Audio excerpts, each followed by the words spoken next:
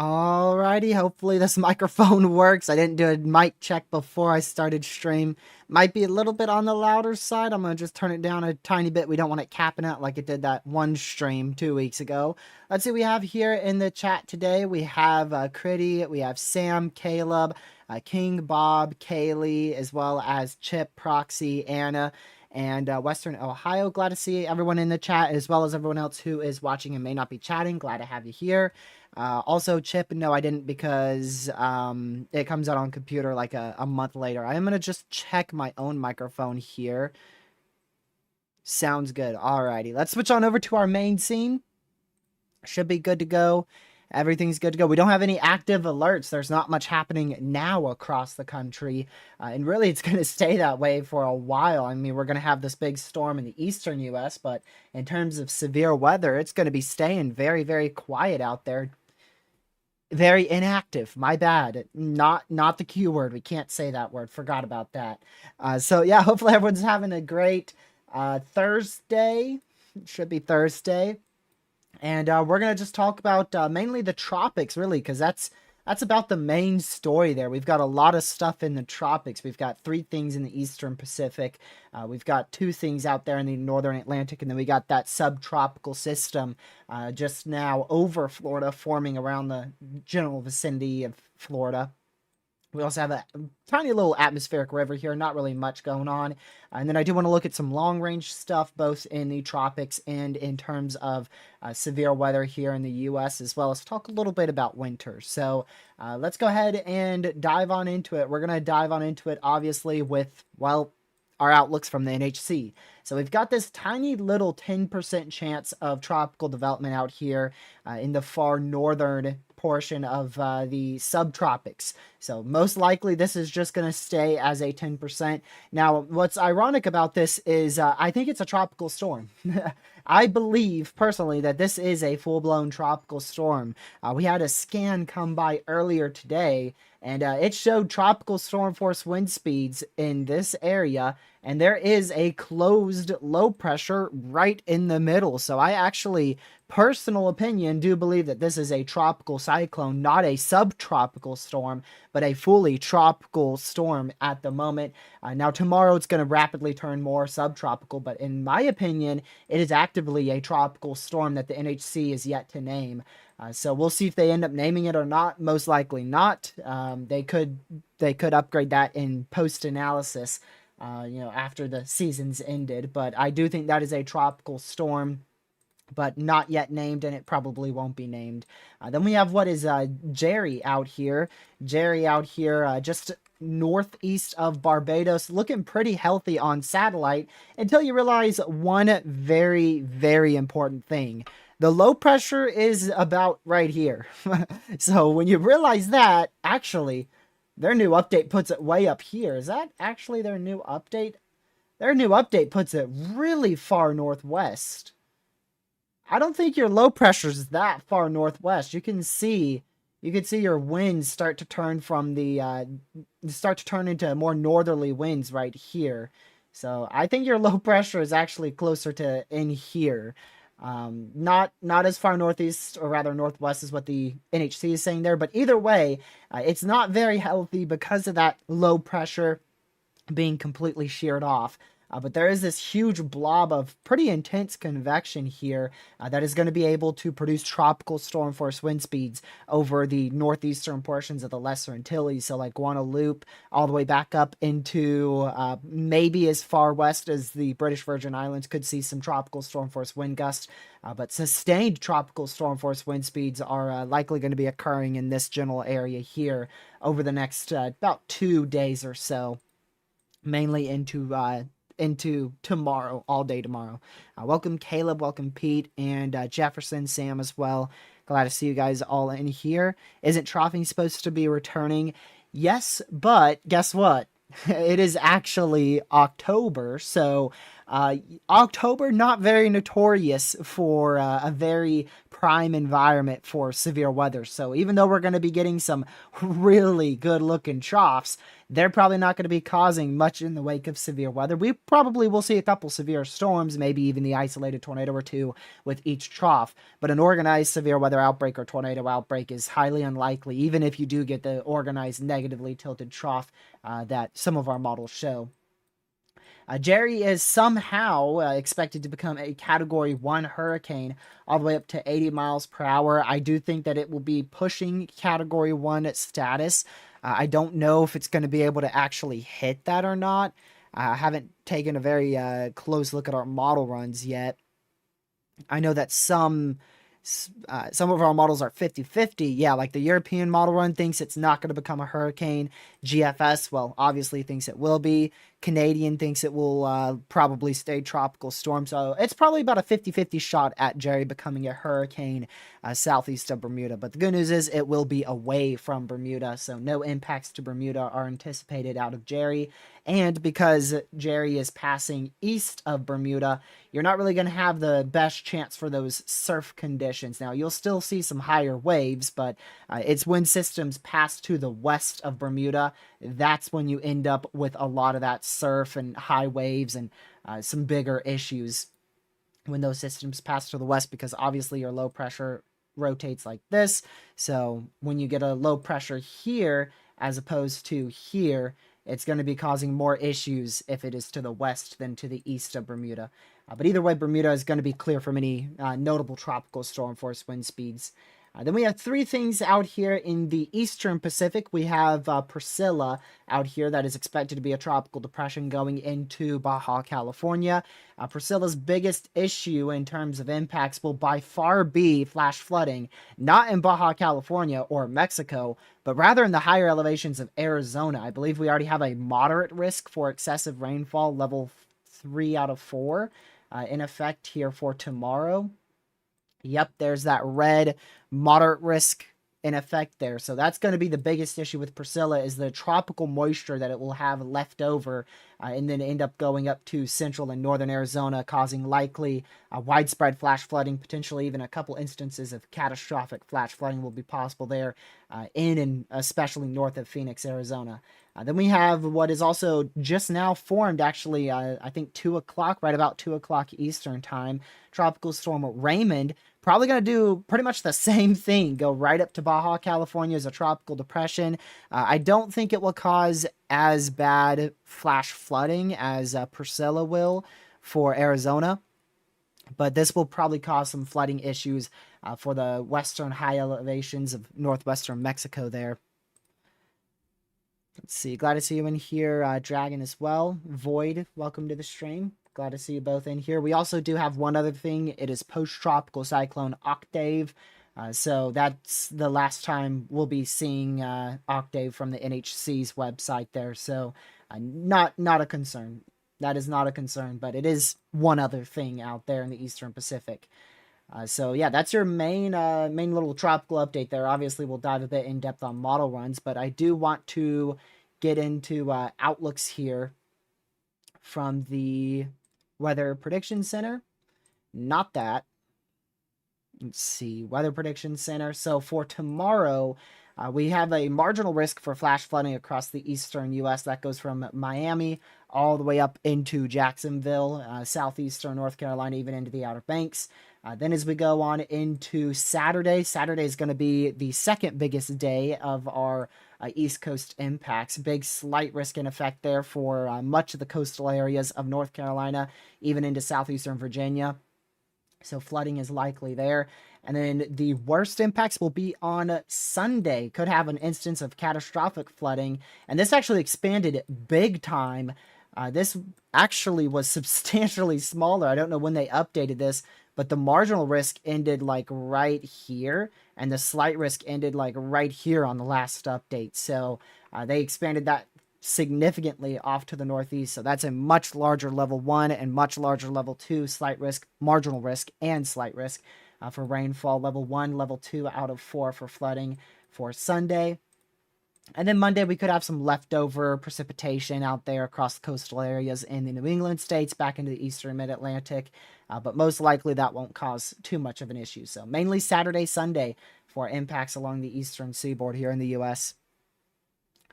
But I do want to go ahead and get on into model data here. We're going to use the, let's see, should we use this? I don't know if I want to use the GFS.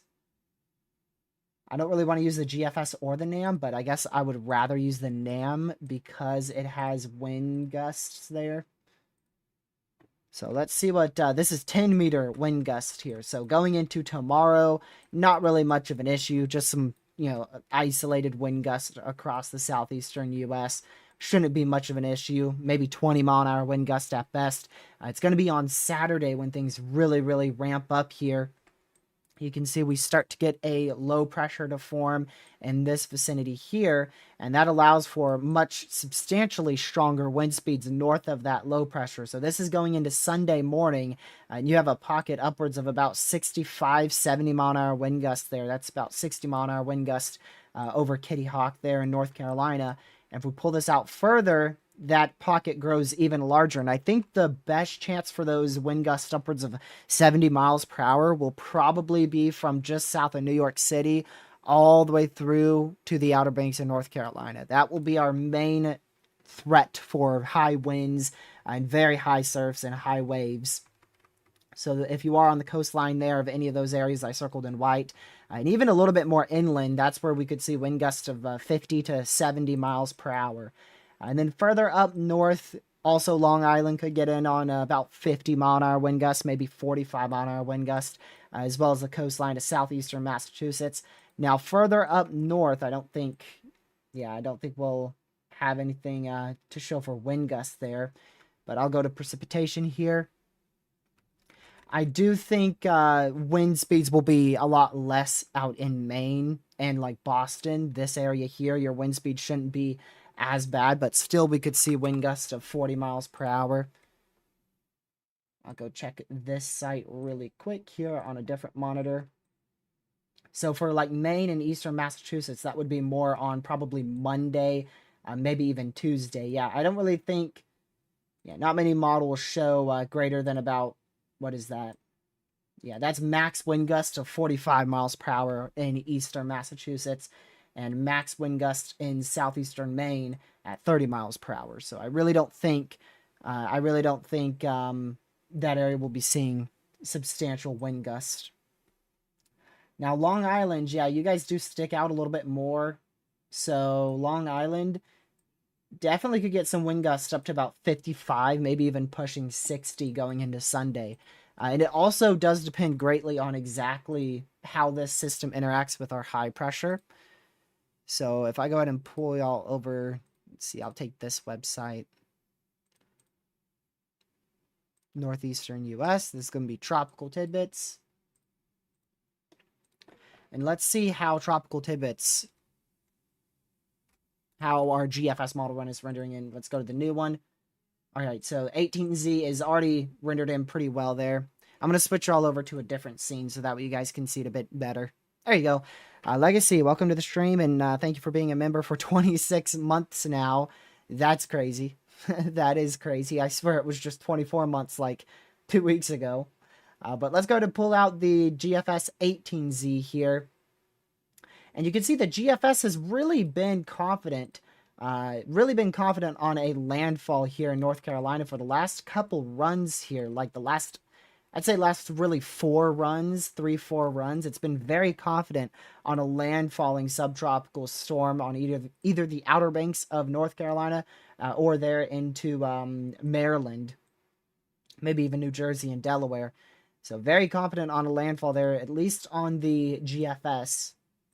And then going even further up into the New England states, you can see how quickly the system weakens. So the worst of the impacts, I think, will stay south of Massachusetts. So if you're in Massachusetts here, you're going to get some isolated heavy rains, some gusty winds, but the worst impacts from this will definitely be from, like I said earlier, south of New York City all the way down to like the central Outer Banks in North Carolina, specifically Saturday through Monday morning.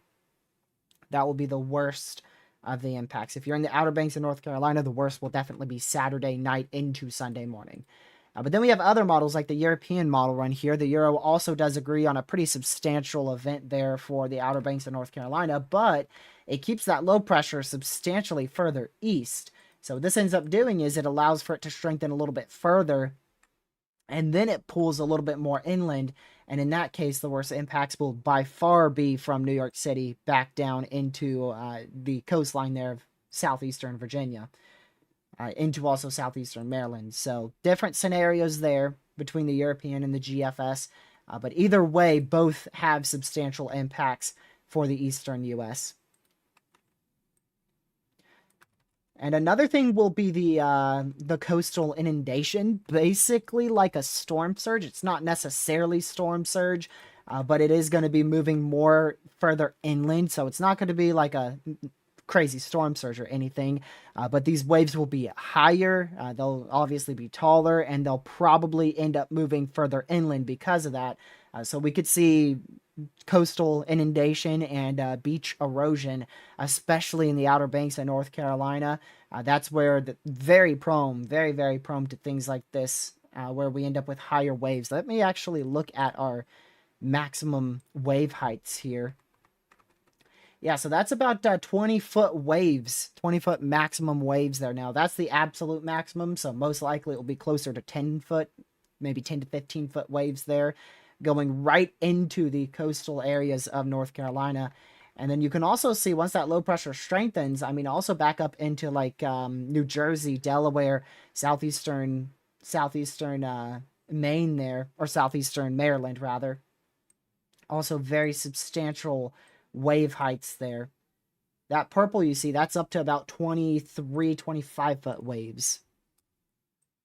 I mean, Long Island is going to get quite the impacts, like 50, 60 mile an hour wind gusts.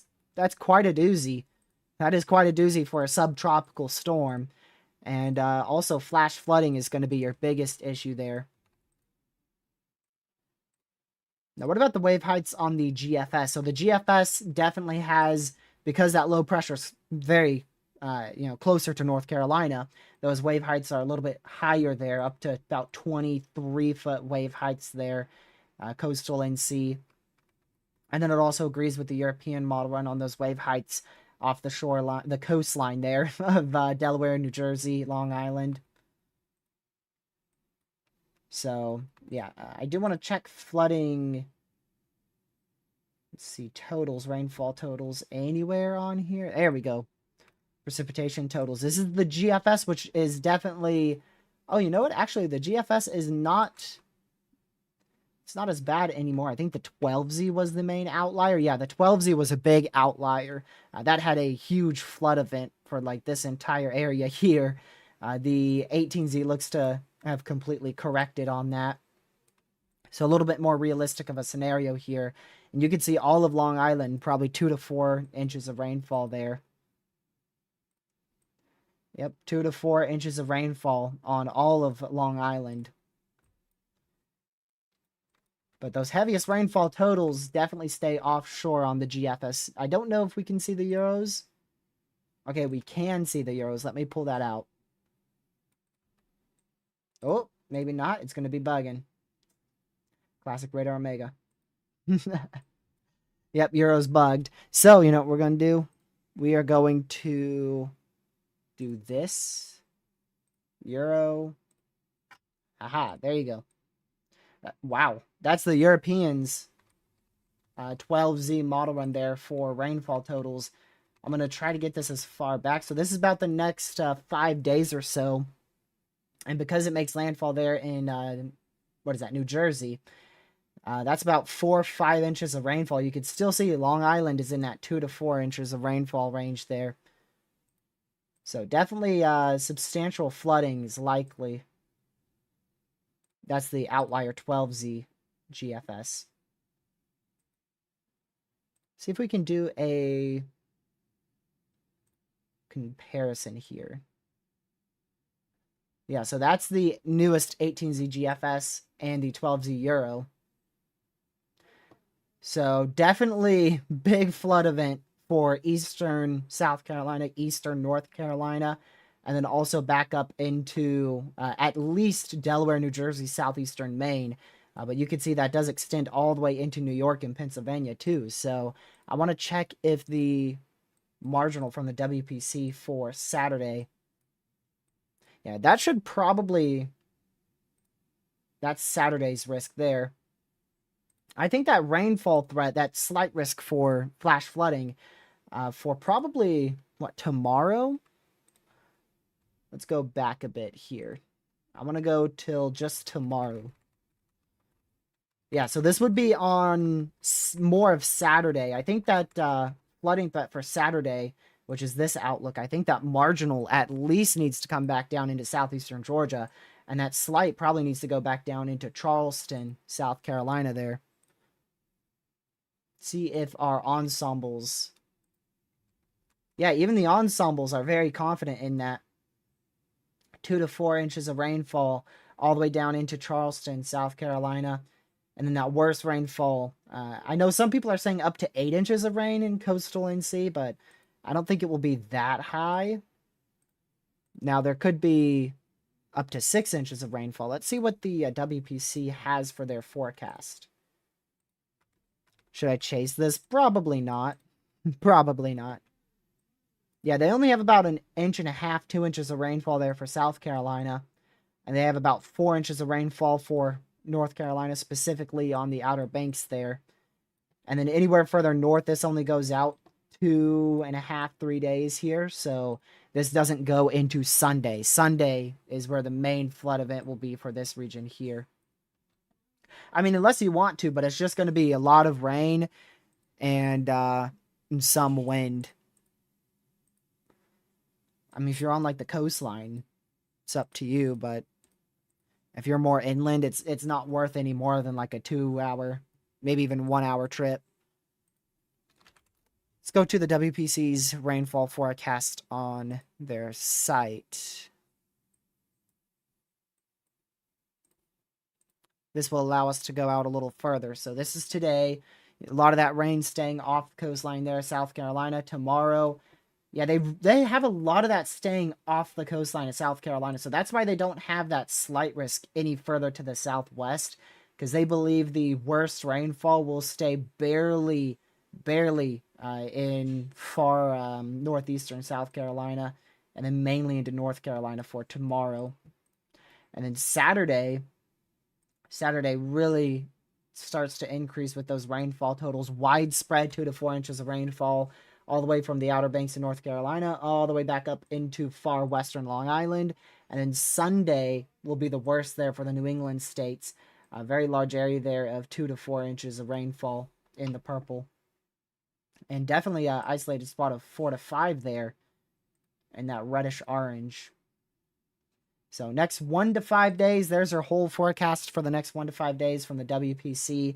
The most I see is about 5 inches of rainfall, which would be like eastern New Jersey and the Outer Banks of North Carolina, maybe back into coastal Wilmington, NC there. But yeah, a lot of rainfall. Huge area for substantial rainfall totals, with the worst of that obviously being closer to the coastal areas. You could also see that rainfall event there in Arizona. Arizona, now this, the WPC forecast, they're only saying like 2 to 3 inches of rainfall, but if we go to I want to go to a higher resolution model here. Let's go to the HRRR 18Z. I bet, at least if it's going to be a notable event, we're going to see this show some higher totals there. Yeah, 5 inches of rainfall. Let's go to the NAM. That will go out through the entire event. Waiting. There you go. Yeah, I agree with this. I think we could definitely see some isolated spots up to 6 to 8 inches of rainfall, because this is, there's higher elevations here in Arizona. So, like in between Prescott and probably Flagstaff, that would definitely be an area I'd keep an eye on for isolated rainfall totals up to 6 to 8 inches there. Even though the WPC is only forecasting widespread 2 to 4, those totals could definitely be higher. And this is the NAM 3K for South Carolina, so we'll have to see. We will just need to watch this low pressure on the coastline of NC and South Carolina tomorrow to see exactly what it's doing. Because if it is closer to South Carolina, like this has it being, this is Saturday night, that's going to be a substantially worse event for flooding in South Carolina than if it was, obviously more east. The European model run here, that has it still. I mean, really, this is in good agreement. What about the Canadian? Good old Canadian model run that hasn't been right often at all this year and is bugging out. Look at it bugging out over here. So the Canadian keeps it like way offshore. Yeah, sure, buddy. Yeah, the Canadian model run keeps it so far offshore and then almost brings it right back into the New England states very, very late next week, like October 13th. Yeah, I doubt that's going to happen. The reason for that on the Canadian model run, couldn't really tell you. It's really the same setup on all of our model runs. Not much really that different there.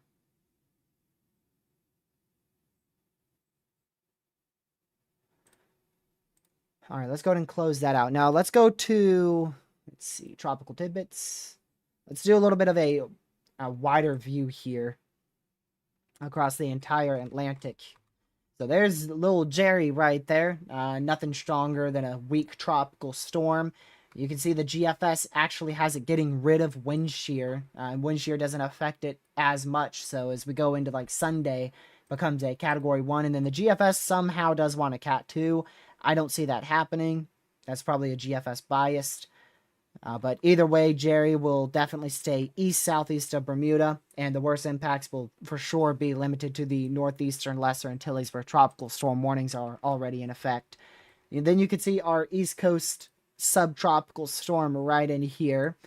This is for Saturday morning. Big high pressure. Big old high pressure here. Huge high pressure here blocking much of the northeastern U.S. In the northwestern Atlantic there. But that high pressure does break up a bit. You can see that high pressure breaks up because this low pressure pushes forward. That high breaks up into kind of two weaker highs here. But it still is a dominant high pressure. So that's your problem. And I say problem because that means this system has nowhere to go but into the U.S. If you didn't know, high pressures spin like this, which means that a low pressure coming up the eastern seaboard, well, it's only going to go one way, right into the eastern U.S. So that's why, like, the 12Z GFS, that's why the 12Z GFS had a sharp turn right into Maryland and Pennsylvania, and your low pressure just stalled out right there because of that high pressure. So typically this high pressure, you may be saying, well, how come high pressure steer our tropical systems in like the Caribbean and the Lesser Antilles out to sea? Well, typically your high pressure here is normally way back over here. And if it's over here, it's able to easily steer most systems right on out to sea. But it's not over there. Now, it will be over there as we go towards probably next week. You could see new high pressure really starts to form, and then there you go. There's your Azores high right there. But look at that. It is just trough mayhem across the U.S. for the next few days. So you get the subtropical. We have a trough leaving the U.S. right now. But you get this subtropical system here. That gets swung out by a huge trough.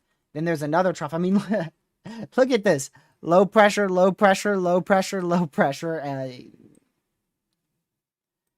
High pressure. You don't see that in the Gulf. I mean, it is just trough mayhem over here in the U.S. to the northern Atlantic. But yeah, as for that little low pressure in the Caribbean, because I can't fully ignore it, it is an area to keep an eye on. I talked about that in my video, I don't know, it was probably almost a week ago at this point, that we would need to watch the Caribbean, especially going from October 15th all the way through like the 21st, if not a little later than that.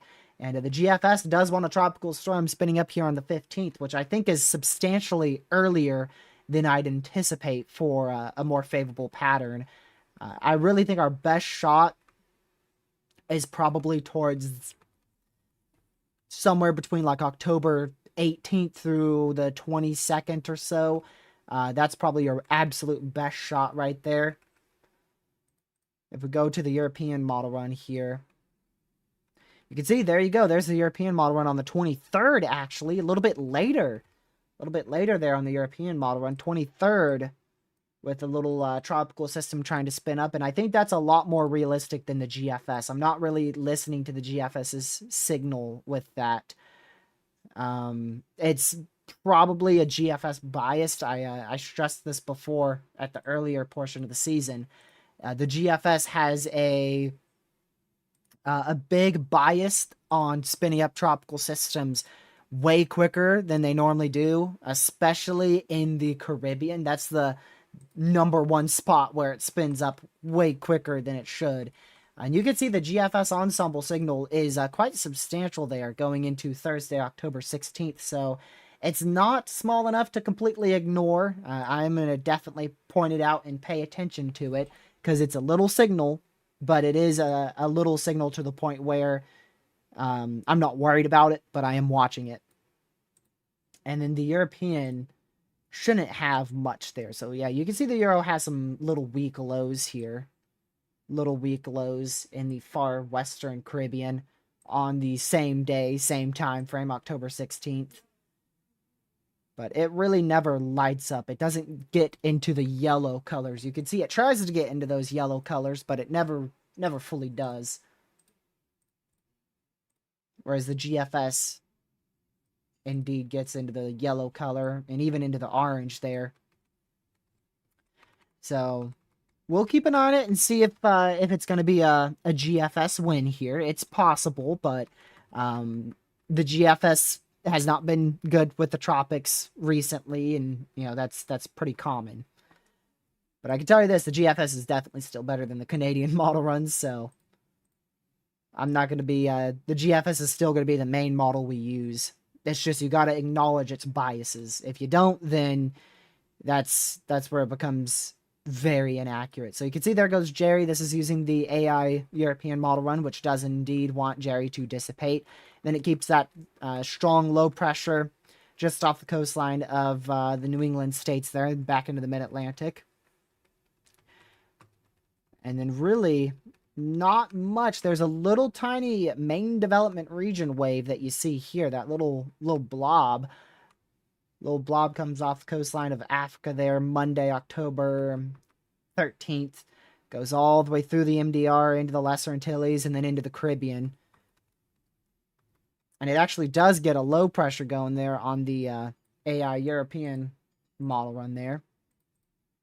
Now, what about the ordinary European model run? Yeah, there's that same tropical wave. Same tropical wave right there. Completely different scenario, though, because your high pressure, your Azores high, forms very rapidly on the European model run, and so this wave just goes right out to sea.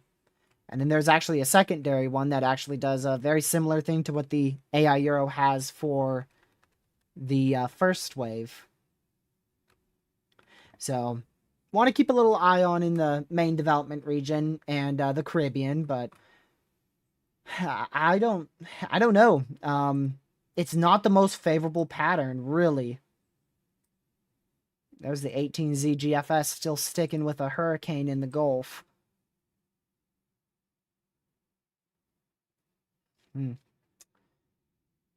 What's interesting is this is not but about 5 days out, so like that's very soon. That is very, very soon.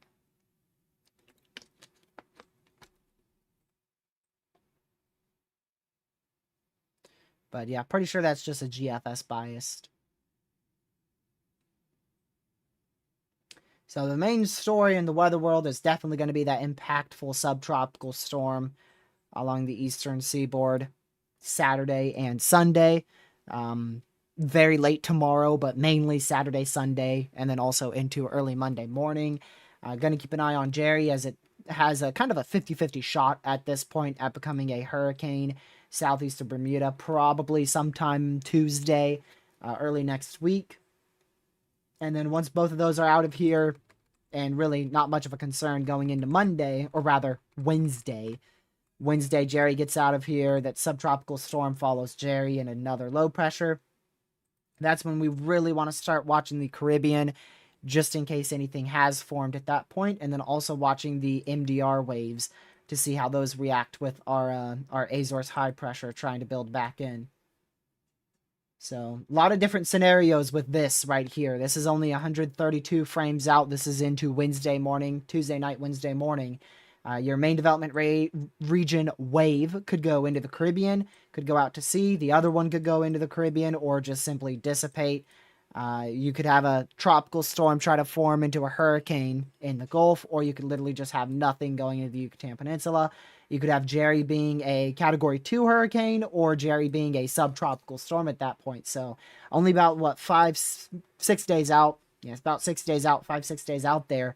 A lot of uncertainty. And then that high pressure could literally not even exist, or you could have a pretty good Azores high going by the time we get into Wednesday. You can see the European model run really wants that high pressure to strengthen quickly in the southeastern Atlantic, whereas things like the AI European model run wanted a little bit slower, but still very much present by the time we get into a week from today.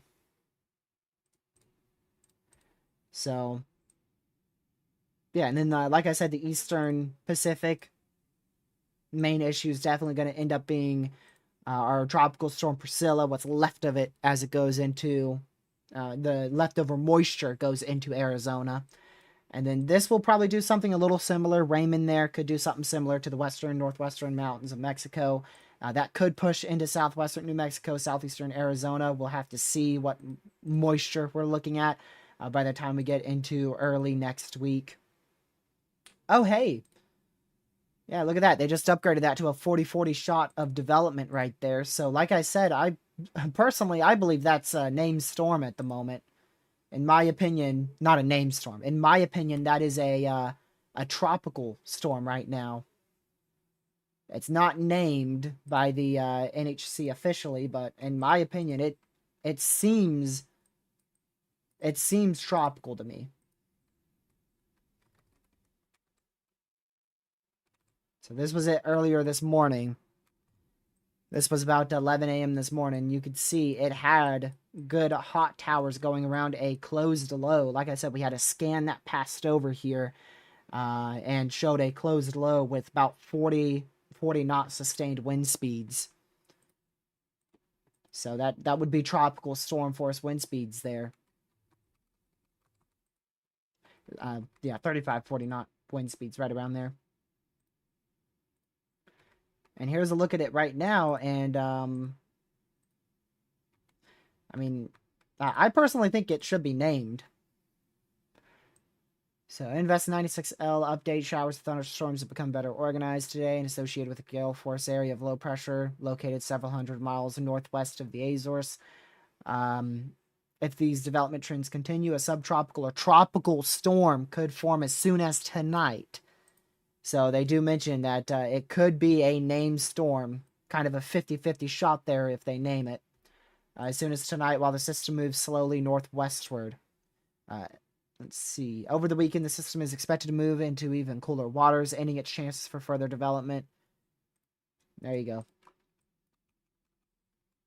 So the problem is it's partially attached to an occluded front here. So you have a cold front up here, and then you have an occluded front that stretches back up into your warm front, cold front up here. So the problem is it's still partially attached to an occluded front. And if it is attached to that occluded front, it's subtropical. If it's not, it could be trying to turn more tropical. And I mean, really, it's up to the NHC on what they think it is. Like I said, I personally believe it's a tropical storm, but really there's a 50-50 shot on it being named tonight into tomorrow morning. We could check. This is a very lousy way to check, but we could check. GFS. Let's see.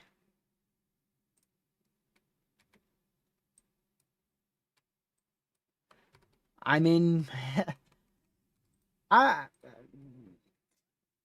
50-50. You know, from what I'm seeing right here, this looks cold core. That looks very much subtropical cold core.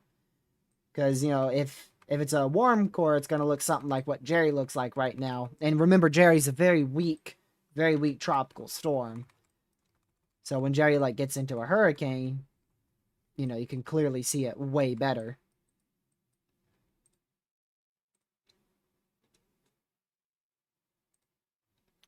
But, let me see. I'm going to loop up the 2-meter temperatures here.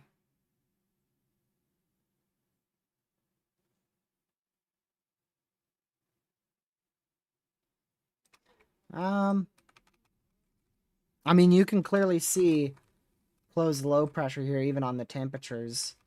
You can see a low pressure is definitely in this area. But like the NHC said, really tomorrow morning after 11 a.m. So I think the last chance they have to name it is probably the 2 p.m. advisory. After that, it's going to be completely subtropical. Especially as that other cold front hits it. It's going to be completely gone. Maybe even at the 8 a.m. advisory, it's going to be fully subtropical or dissipated. So 50-50 on if that's a named storm right now. 50-50. The NHC has it at actually 40 probs there, so 40% chance of development in the next 2 to 7 days.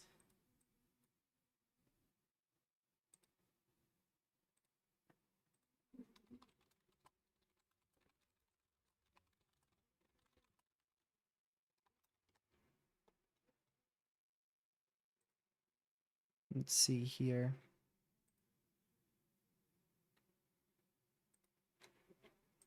Subtropical storms get named, though? Nope. Now, if they are... No, they don't. No, like sometimes they'll continue subtropical advisories for a previous tropical storm, but no, subtropical is cold core, which is not tropical, which means it's not named. The only way that happens is if it is like what they did with Gabrielle, where it became a subtropical storm and there was hurricane warnings in effect. I think it was for the Azores, where we had hurricane warnings in effect for. Yeah, I think it was up here. So they kept issuing advisories, but once it passed the Azores, they quit advisories because it was subtropical. So the only way a subtropical storm is named is if it was previously a tropical storm. Which, like I said, you know, once it becomes subtropical, that's when they stop advisories unless there's warnings up.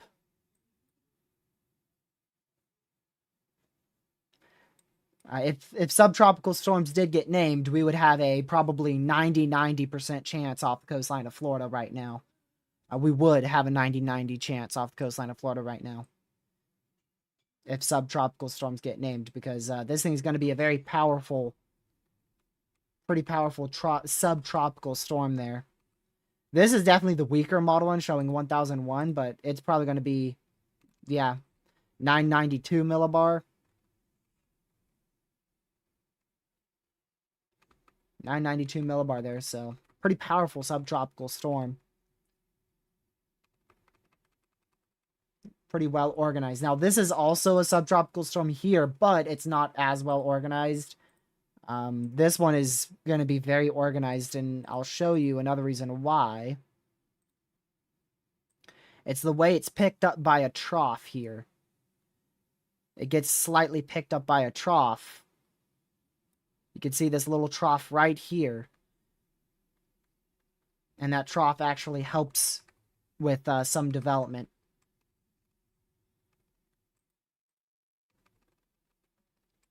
Helps pick up extra moisture.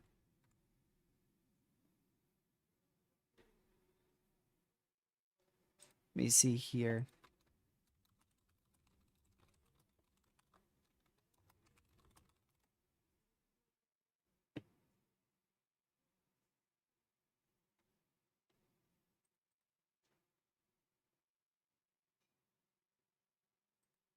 Give me a moment.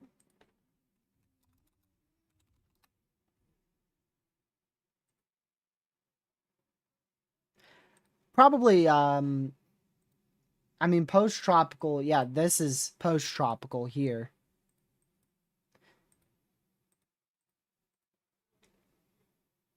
I think I am confusing it. I believe I am confusing it. Post-tropical is, post-tropical is cold core. There you go.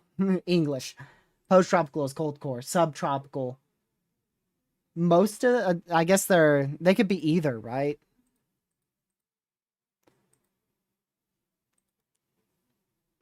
I guess subtropical could be either. Yeah, but post-tropical is the one that's always cold core.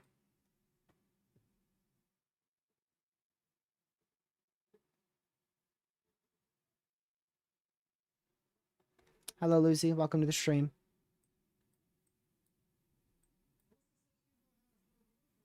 Yeah, because subtropical storms could still be warm or cold core. So, I mean, I haven't seen one get named that I can remember of, but I suppose they can be named. I confuse the two. So, subtropical storm is just one, I guess, that's in the subtropics. If you didn't know, the subtropics are really far northern Atlantic up in here. And then post-tropical storms are storms that have, tropical storms that have dissipated. That are now post-tropical. Weather's so boring here. Boring here, too. Boring across much of the U.S. Going to get a little bit more interesting across the desert Southwest and the Eastern U.S. over the next few days, but I mean, really, the main threat with both of those is just flooding.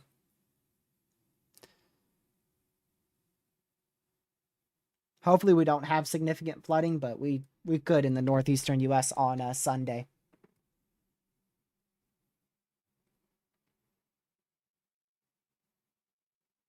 Why does the day 3 Marshall risk say brief tornado possible? It does. Isolated severe wind gusts will be the primary hazard, but a brief tornado and marginal hail can't be ruled out. Or may occur as well. So we could actually see a brief tornado. So day 3, yeah, that's Saturday. Yeah, southeastern Nevada.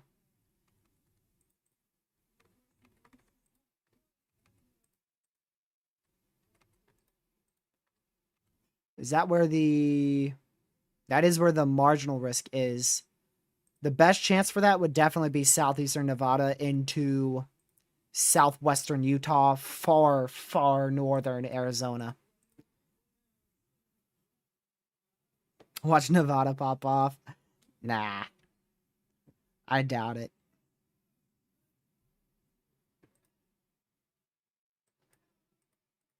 Never know, though. It is 2025. Anything can happen. Let me go over to, let's see, there's only one last thing I want to show y'all here before we start wrapping it up. I wanted to talk about a little bit more of the long range here. What do you think will the next big weather event be? Well, kind of this weekend. I mean, we don't often get strong subtropical storms like the one we're going to get here across the eastern U.S. Not very common. Typically don't deal with a storm like this, but maybe twice a year. So, I mean, really, they're pretty rare. And then outside of that, I mean, we're just going to have this very dominant high pressure. And I mean, man, if we were still in June, oof, it would be MCS, derecho, just mayhem up here. It would just be mayhem for MCSs and derechos if we were still in June. But because we're not, we have just tiny amounts of cape that can barely sneak through here and there. So wherever that sneaks through at, we can have some isolated thunderstorms at. But the only reason why the GFS has severe weather being possible next Sunday is because a tropical storm to hurricane brings up the instability. So if you look here at the Cape, hurricane from the Caribbean brings Cape from the Caribbean into the Gulf, and then a trough swoops it up, and we end up with a chance of severe weather. So I don't think we're going to have much severe weather over the next few weeks, really. If we're talking about a severe weather event, I think our best chance is going to be December. We probably won't have much, if at all, for October outside of the isolated brief tornado or two and some isolated damaging winds, 1-inch hail, with every couple marginal risks we see for October, November. And then December, late November, all of December, we'll have a chance for a brief severe weather outbreak or two for 1 or 2 days. But that all depends on the timing of troughs and whatnot. But yeah, megatroph season's in full force here. Troughs after troughs after troughs. Now, if this pattern continues into the heart of winter, which I suspect it will, going into December and especially January, February, it is going to be snowstorm mayhem out there in the north central U.S. And we are in a La Nina now. The CPC's officially declared a weak La Nina earlier. I think it was earlier today, they officially declared we are officially in a weak La Nina. So what that means is everything I did with my winter forecast is probably going to be pretty close to correct. I definitely leaned on my winter forecast being a lot more of a La Nina than a neutral phase. And I'm really glad I did that because we are officially in that La Nina. But we won't be in that for too much longer. We'll probably be back in a neutral phase maybe as soon as January. Really, as soon as January, we could be back in that neutral phase. So what that should allow for is the La Nina phase is going to allow for a very active December. A very active December across the northern portions of the U.S., specifically right in like here. That's going to give us an active winter in this general area here for December. But if we can slowly transition back to that neutral phase going into January or even into February, we'll probably, that area to watch for snowstorms will definitely start to push, further off to the south. Further off to the south down here, if we can push back to that neutral. And even if we don't push back to that neutral phase, still we'll have the chance for a couple snowstorms in this area. And also, we probably will be dealing with snowstorms into possibly as late as early to mid-March, really. Early March, we could still see a chance for snowstorms. So I think our peak month, though, will definitely be January, February. So don't worry if you're out here in like Oklahoma through North Carolina, Virginia. If you're going to be wanting snowstorms, don't get disappointed when this area gets a bunch of snow in December and you're left with literally nothing in this area. because once we go into January, we'll definitely see better chances for snowstorms across, like I said, this area in here. And then February, February is your wild card. February's big wild card. Anyone could see snowstorms at that point. Who knows, maybe we'll get another deep south snowstorm. Nah. It's always possible every year, but it's just highly unlikely every single year. Actually, I saw somebody forecasting that. I saw someone forecasting another deep south snowstorm. I don't think people realize how rare last year was. We had blizzard warnings in effect for freaking Louisiana, man. That ain't gonna happen. I'd be shocked if that happens in any of our lifetimes again. That is so rare that I don't think people actually comprehended it correctly.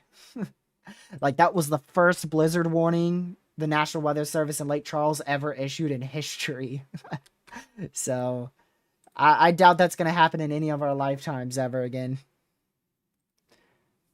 Next chance for that may be in 300 years. We may have a pretty good shot at that. But alright, y'all, that's going to be it for this stream. Just want to hop on here, do a quick 1 hour briefing since I ain't talked to y'all in the chat for a while on a live stream. Next content maybe, we'll probably do a stream Sunday, probably Sunday, 6 p.m. Eastern. I'll end up sparking up another stream to talk about this subtropical storm, see where it's at, see where Jerry's at. And, yeah, nope, I can't stay longer because I got stuff to do tonight, Caleb, so sorry, you're gonna have to go see Retimmer. But yeah, I will catch you guys Sunday. I want you to stream Saturday on my B-Day. Well, happy early birthday. I might be able to. I'll see. But Sunday, 6 p.m. Eastern is my next planned live stream. So I hope you guys have a fantastic rest of your Thursday, Friday. May see you Saturday. And I'm anticipating to see you Sunday at 6 p.m. Eastern. Have a great rest of your night. Stay safe. Watch for your weather. Thank you much for on chat. Goodbye.